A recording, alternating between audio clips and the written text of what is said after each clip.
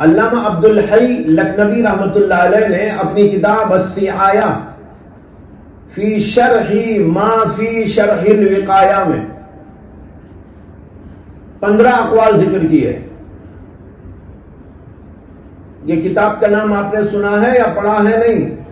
السعایہ فی شرح ما فی شرح الوقایہ، یہ شرح وقایہ کی انہوں نے شرح لکھنی شروع کی انتہائی جامعیت کے ساتھ، حدیثی پہلو، فقہی پہلو، لغوی پہلو اور مختلف علوم و فنون سے بحث کرتے ہوئے ایک عجیب و غریب شرح لکھنی شروع کی، لیکن اللہ نے ان کی عمر بہت مختصر رکھی تھی، بہت پہلے ہی ان کا انتقال ہو گیا۔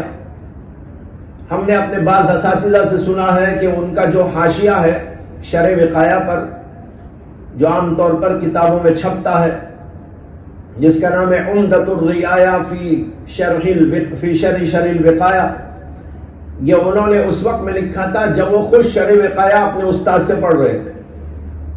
جب شرح وقایہ پڑھ رہے تھے، پڑھتے پڑھتے وہ لکھ دیا انہوں نے۔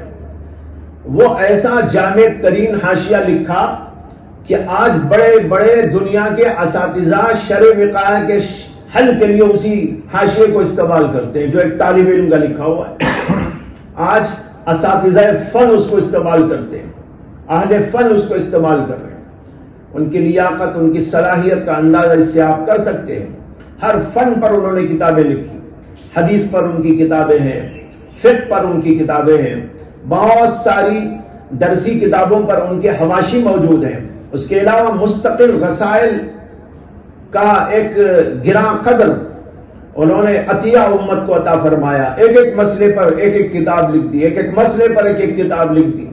ساری کتابیں عربی میں لکھی، ایک کتاب اردو میں لکھی، اس کا نام ہے زجر الشیبہ عن ارتکاب الغیبہ۔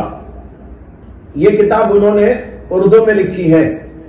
اس کے آخر میں وہ لکھتے ہیں کہ میں نے اب تک بہت ساری کتابیں عربی زبان میں لکھی ہیں، لیکن یہ کتاب میں نے اردو میں اس لیے لکھی تاکہ ہمارے ہندوی بھائیوں کو فائدہ ہو جائے، یعنی ہندوستانی زبان جاننے والے، اردو پڑھنے والوں کو فائدہ ہو جائے۔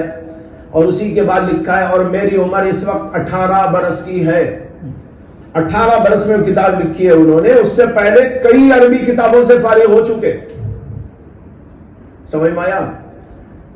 اور پھر یہ کتاب جو لکھی ہے وہ بھی بڑی شاندار کتاب ہے، غیبت کے بارے میں تمام احکامات کی جامع، اور مجھے تو اب تک اس سے زیادہ کوئی جامع ترین کتاب اس موضوع پر ملی ہی نہیں۔ تو بہرحال اللہ تعالیٰ نے ان کو بڑی جامع شخصیت بنایا تھا، بڑا جامع کمالات بنایا تھا۔ آج ان کی کتابیں عرب کے اندر چھپتی ہیں اور وہاں کے بڑے بڑے علماء نے ان کی کتابوں کو ایڈٹ کیا ہے۔ خاص طور پر علامہ عبد الفتاح ابو غدہ جو ابھی قریب زمانے میں گزرے، انہوں نے علامہ عبدالحی لکھنوی کی کتابوں کو بہت آن بان شان کے ساتھ وہاں سے تیار کیا ہے، ایڈٹ کیا ہے اور اس کو چھپوایا ہے، اور بہت ساری ان کی کتابیں نایاب ہو گئی تھی۔ انہوں نے نایاب کتابوں کو جو ہے ڈھونڈ کر، تلاش کر کر نکالا اور پھر اس کے اوپر اپنا حاشیہ لکھا، اپنی تحقیق لکھی اور پھر اس کو چھپوایا۔